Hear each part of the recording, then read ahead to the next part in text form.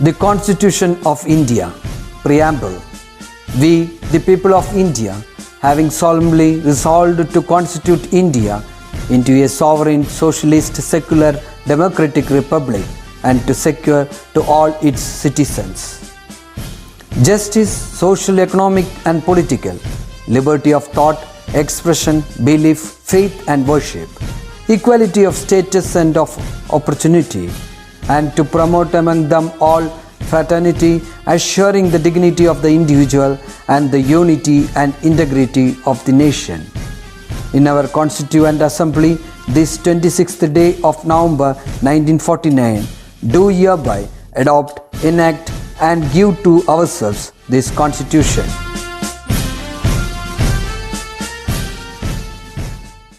Hello my dear students, how are you all? Welcome back to our nice class.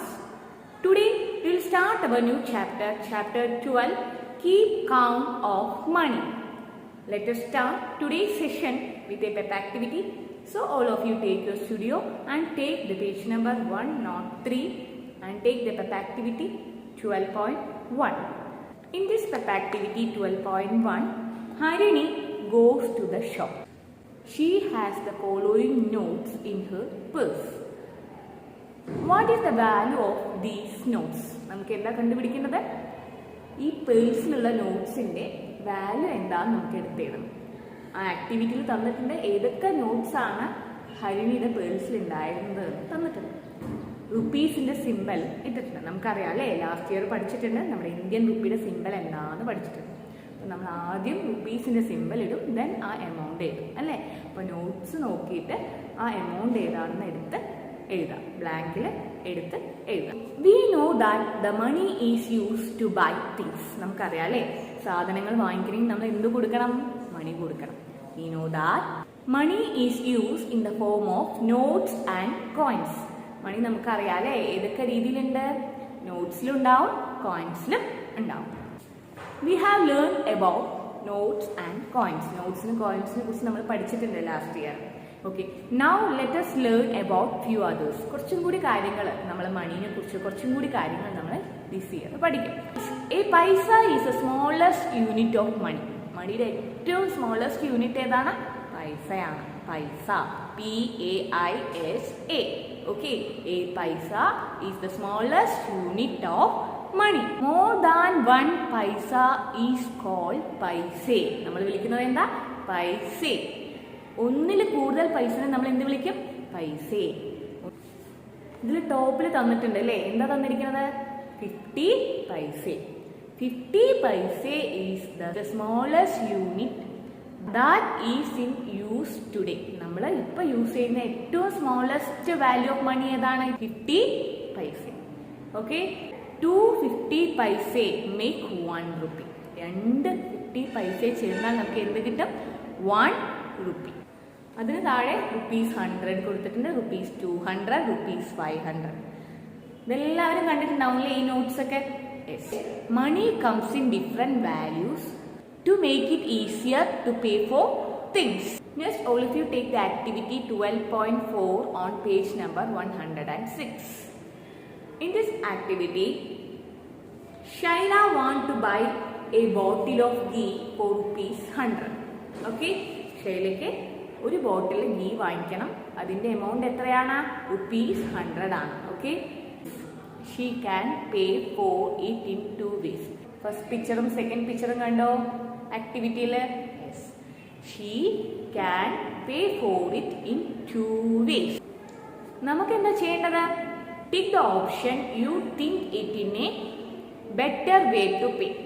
ഇതിൽ ഏതാണ് better വേ നമുക്ക് ഗീ വാങ്ങിക്കാൻ എന്നുള്ളത് നമ്മൾ ടിക്ക് ഇടണം. ഫസ്റ്റ് പിക്ചറിൽ എന്താണ്? ഷൈല എങ്ങനെയാണ് 100 rupees പേ ചെയ്യണത്? യൂസിങ് 100 റുപ്പി കോയിൻസ് ഉപയോഗിച്ചിട്ടാണ് ഷൈല ഫസ്റ്റ് പിക്ചറിൽ ₹100 പേ ചെയ്യണം. കണ്ടോ?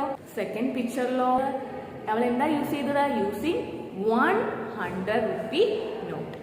ഇതിൽ ഏതാണ് better way?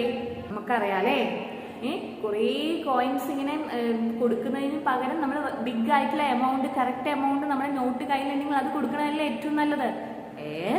it is easier to use lesser amount of notes and coins to pay an amount. നമ്മുടെ എമൗണ്ട് പേ ചെയ്യാൻ ഏറ്റവും കുറവ് നോട്ട്സ് ആൻഡ് കോയിൻസ് യൂസ് ചെയ്യുന്നതാണ് ഏറ്റവും നല്ലത്. Okay, we choose the higher denomination of notes and coins whenever possible. Next, all of you take the activity 12.5. In this activity, they ask, circle the notes and coins that make the following amounts. Left side le amount തന്നിട്ടുണ്ട്, the value of the amount തന്നിട്ടുണ്ട്. Right side le notes ഉം coins ഉം വെച്ചിട്ടുണ്ട്. Amount നോക്കിയിട്ട് നിങ്ങൾക്ക് ആ എമൗണ്ടിന് ഏതൊക്കെ കോയിൻസും ഏതൊക്കെ നോട്ട്സും ചേർന്നാലാണ് ആ എമൗണ്ട് കിട്ടുക നോക്കിയിട്ട് അത് സർക്കിൾ ചെയ്യാം. Okay, try to use fewer number of notes and coins to make the amount. One has been done for you. ഒരെണ്ണം അത് ചെയ്ത് കാണിച്ചിട്ട് അത് നോക്കിയിട്ട് ബാക്കിയുള്ളത് എമൗണ്ട് നോക്കുക. റൈറ്റ് സൈഡിൽ കോയിൻസും നോട്ട്സും തന്നിട്ടുണ്ട്. ഈ എമൗണ്ട് കിട്ടാൻ ഏതൊക്കെ നോട്ട്സ് ആൻഡ് കോയിൻസ് ആഡ് ചെയ്യണം എന്നുള്ളത് have to circle those notes and coins. Okay, then second one, rupees 350 ആണ് അല്ലേ. റൈറ്റ് സൈഡിൽ ഏതൊക്കെ നോട്ട്സും കോയിൻസും തന്നിട്ടുണ്ട്? ലിസൺ, 500 rupees നോട്ട് ഉണ്ട്, 100 rupeesന്റെ 3 നോട്ട്സ് ഉണ്ട്, then 2 10 rupee നോട്ട്സ് ഉണ്ട്, then 150 rupee നോട്ട്സ് ഉണ്ട്. അപ്പം നമ്മൾ 350 ആവാൻ ഇതിൽ ഏതൊക്കെ നോട്ട്സ് ആണ് സർക്കിൾ ചെയ്യേണ്ടത് എന്നുള്ളത് നിങ്ങൾ തിങ്ക് ചെയ്തിട്ട് have to circle those notes. Okay, ഇനി നമ്മൾ എന്തൊക്കെ പഠിച്ചു? Money is use to buy things അല്ലേ. മണിയാണ് നമ്മൾ യൂസ് ചെയ്യുക സാധനങ്ങൾ വാങ്ങിക്കാനും മറ്റു കാര്യങ്ങൾക്കൊക്കെ നമുക്ക് എന്ത് ആവശ്യമാണ്? മണി ആവശ്യമാണ്. നമ്മൾ ഏതൊക്കെ നോട്ട്സും കോയിൻസും ആണ് നമ്മൾ ഇപ്പോൾ യൂസ് ചെയ്യുന്നതെന്ന് നമ്മൾ പഠിച്ചു. പിന്നെ എന്താ പഠിച്ചത്? 50 paisa is the smallest unit of money. നമ്മളിപ്പോൾ യൂസ് ചെയ്യുന്നതിൽ ഏറ്റവും സ്മോളസ്റ്റ് യൂണിറ്റ് ഓഫ് മണി ഏതാണ്? 50 പൈസയാണെന്ന് പഠിച്ചു. ദെൻ 250 പൈസ മേക്ക് 1 rupee. രണ്ട് 50 പൈസയെ ചേർന്നാലാണ് നമുക്ക് എന്ത് കിട്ടുക? 1 rupee. Different amount of money can be added or subtracted to form a specific amount. Okay children, അങ്ങനെ നമ്മുടെ ഈ വർഷത്തെ ചാപ്റ്റേഴ്സൊക്കെ കഴിഞ്ഞു. ചാപ്റ്റർ 13 ഉണ്ട്, അത് അസസ്മെൻ്റ് ആണ്. അത് ടീച്ചർക്ക് ഹോംവർക്ക് ആയിട്ടിടുക, വീഡിയോ ആയിട്ട് ഉണ്ടാവില്ല. അപ്പോൾ നിങ്ങളെല്ലാവരും നല്ല കുട്ടികളായിട്ട് പഠിക്കുക. ഹോംവർക്കൊക്കെ ടീച്ചർ തരും. റിവിഷൻ നമുക്കുണ്ടാവും, നെക്സ്റ്റ് വീക്ക് മുതൽ റിവിഷൻ ഉണ്ടാവും. അപ്പോൾ ടീച്ചർ റിവിഷനിൽ ക്വസ്റ്റ്യൻസ് ചെയ്യുന്നതൊക്കെ നിങ്ങൾ നോട്ട്ബുക്കിൽ എഴുതി പഠിക്കുക. എക്സാം ആണ് വരാൻ പോകുന്നത്, നന്നായിട്ട് പഠിക്കുക. അതോടൊപ്പം തന്നെ നമ്മൾ ടേബിൾസ് ഡെയിലി പഠിക്കുക കേട്ടോ. ഏതൊക്കെ ടേബിൾസാണ് നമുക്ക് പഠിക്കാനുള്ളത് ഈ വർഷം? 1 2 3 4 5 and 10. അപ്പോൾ ഡെയിലി നിങ്ങൾ ടേബിൾസ് വായിച്ച് പഠിക്കുക, അതുപോലെ തന്നെ എഴുതി പഠിക്കുക. ഓക്കെ, റിവിഷൻ ടൈമിൽ തരുന്ന ക്വസ്റ്റ്യൻസ് ഒക്കെ നന്നായിട്ട് പഠിക്കുക. ഇതുവരെ കംപ്ലീറ്റ് ആവാൻ വിട്ടു പോയിട്ടുള്ള ആക്ടിവിറ്റീസ് ഒക്കെ നിങ്ങൾ കംപ്ലീറ്റ് ആക്കുക. എത്രയും പെട്ടെന്ന് തന്നെ നിങ്ങൾ കംപ്ലീറ്റ് ആക്കുക. അപ്പോൾ എക്സാമിന് വേണ്ടി നന്നായിട്ട് പ്രിപ്പയർ ചെയ്യുക. All the best. Okay, see you, by.